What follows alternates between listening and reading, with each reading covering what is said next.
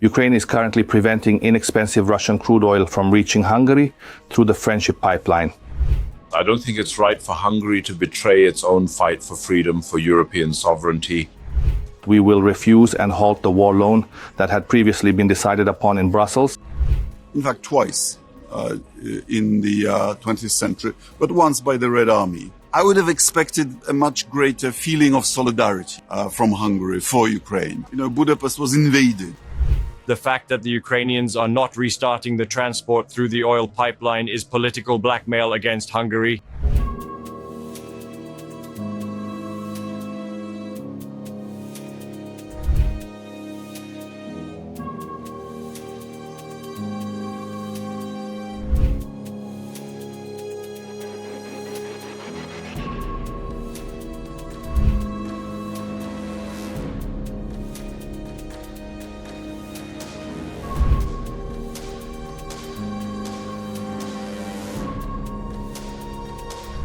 Hungary dealt a major blow to EU nations with its pro-Putin, anti-Ukraine stance. After agreeing to provide Ukraine with a $106 billion EU loan package, Budapest backtracked on February 20th and threatened to veto the deal unless Russian oil starts flowing through the Druzhba pipeline to Hungary, which it claims Ukraine has blocked.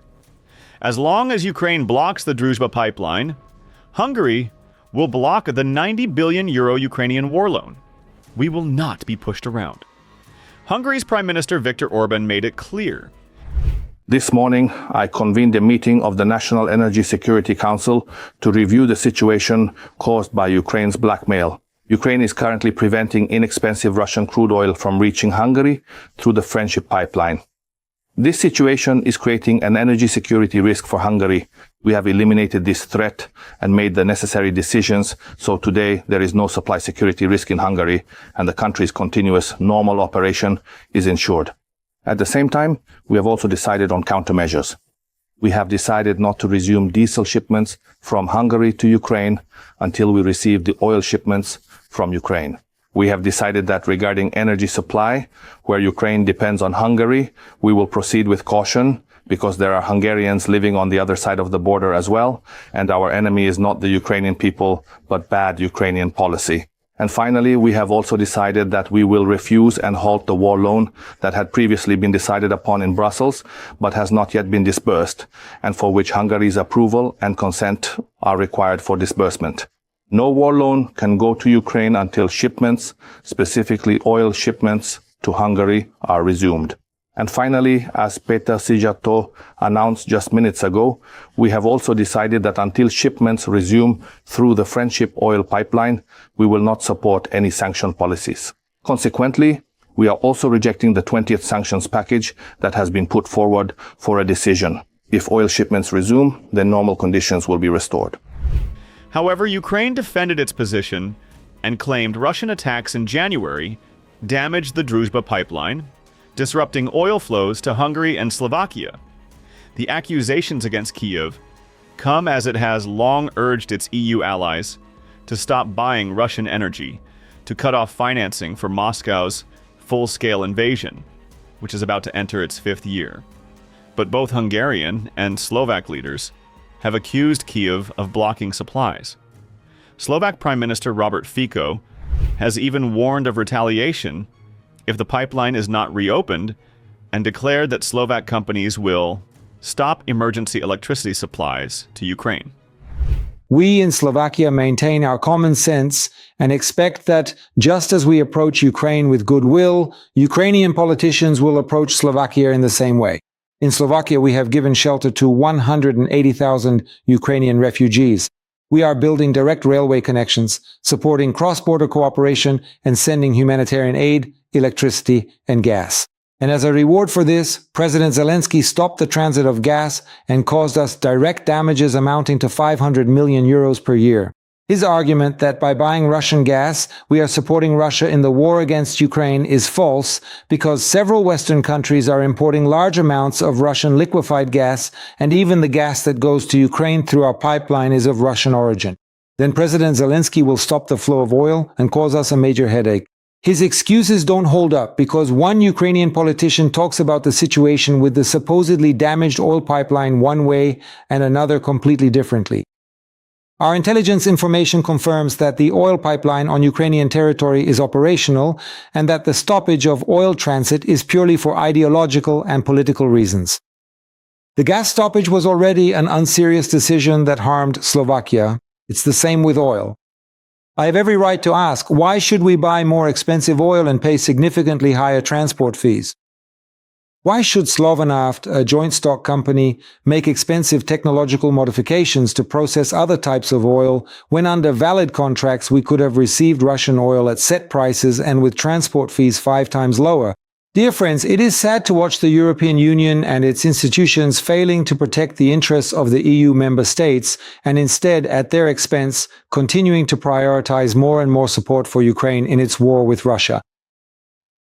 Distrust within the Union is growing at a brutal pace and will result in the European Union being unable to make important decisions that require the consent of all EU member states. It will be a problem to approve another sanctions package against Russia. It will be difficult to reach an agreement at the next European Union summit on measures to support the Union's competitiveness and on how to reduce electricity prices. If anyone in the Union naively believes that the solution to deepening mistrust is to abolish the right of veto and punish sovereign countries like Slovakia or Hungary, they must realize that they are leading the Union to ruin. What the Ukrainian president is doing will of course lead to reciprocal measures. Tomorrow I will visit the state joint stock company SEPS and ask them to stop emergency electricity supplies to Ukraine. If the president tells us that we should buy gas and oil somewhere other than Russia, even though it is harder and more expensive and we are losing a lot of money, we have the right to respond. Dear friends, Slovakia is not a banana republic that immediately does everything Brussels, Kyiv, Washington, or Moscow wishes. And whoever wants to turn Slovakia into a submissive servant without self-respect and pride can turn to progressive Slovakia and those like them during the elections in September 2027. Hungary's foreign minister, Peter Szijjártó, accused Ukraine of blackmail and of deliberately halting oil shipments to disrupt Hungary's fuel supply and influence upcoming elections. We have now received the reassuring information that the Tatars have successfully eliminated all the faults caused by the attack on the Friendship oil pipeline's pumping station. This means that every single section of the Friendship oil pipeline is now fully operational and functioning. Physically, technically, and mechanically, the entire Friendship oil pipeline is back in proper working order, ensuring the continued flow of oil through the system.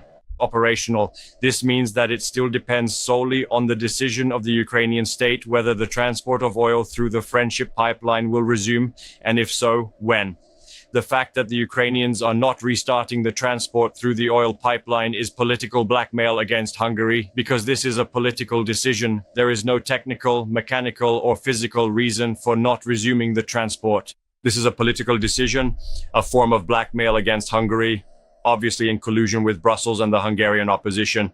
So our decision remains in effect, of course, and as long as Ukraine does not resume oil deliveries to Hungary, we are not willing to agree to any decisions here in Brussels that would benefit or be important to the Ukrainians. So they will not have access to the war loan, nor will there be a 20th sanctions package, not until there is official word. For the first time in 16 years, Orban is facing a real risk of being voted out in a parliamentary election. Hungary's stance on aiding Ukraine has shocked its European allies. Surprised by Orban's decision, Germany said Hungary must not betray its own struggle for freedom and European sovereignty by blocking Russia sanctions. I don't think it's right for Hungary to betray its own fight for freedom, for European sovereignty. And that's why we will once again approach the Hungarians with our arguments, both in Budapest and, of course, here in Brussels, to urge them to reconsider their position.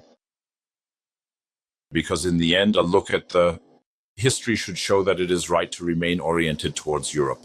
We Germans in particular have much to thank Hungary for. We know that. And we also know that at the end of the day, Hungary has always chosen freedom. And that should also provide the right orientation now. I believe that this whole year already, The short year we have experienced so far has shown that now is Europe's moment. And that is why the federal government will continue to pursue this course to ensure European sovereignty. And that means it is also a process of diligent work. It doesn't happen at the push of a button, but rather through unity, clarity, and a focus on our European interests. EU Foreign Policy Chief Kaja Kallas sounded the alarm that Hungary is unlikely to shift its firm opposition to the proposed EU sanctions package, despite ongoing diplomatic efforts to persuade it. Tomorrow marks the 4th anniversary of this horrible war. Of course, there's going to be discussion on the 20th sanctions package. But as you all know, I think there is not going to be progress regarding this today, but we will definitely make this push. Then also the discussion about, what should we talk to the Russians about? We are, of course, doing our utmost to have this sanctions package to push this through. And I've talked to the member states who are also going to raise this and convince the countries who are blocking, and we are also looking ways how we can do it. But as we have heard some very strong statements from Hungary, that's why I don't really, see that they are going to change this. Unfortunately, today, this position that they have. Polish Foreign Minister Radosław Sikorski criticized Hungary for lacking solidarity with Ukraine, saying he expected stronger support given Hungary's own history of Soviet invasion. The thing that shocks me fundamentally is that while Ukraine is defending itself against the might of the Russian army, Hungarians used to understand what it's like. Budapest was invaded, in fact, twice in the 20th century, but once by the Red Army. I would have expected a much greater feeling of solidarity from Hungary for Ukraine. And instead, with the help of state propaganda and private but media controlled by the government, the ruling party managed to create a climate of hostility towards the victim of aggression, and now is trying to exploit that in the general election. It's quite shocking.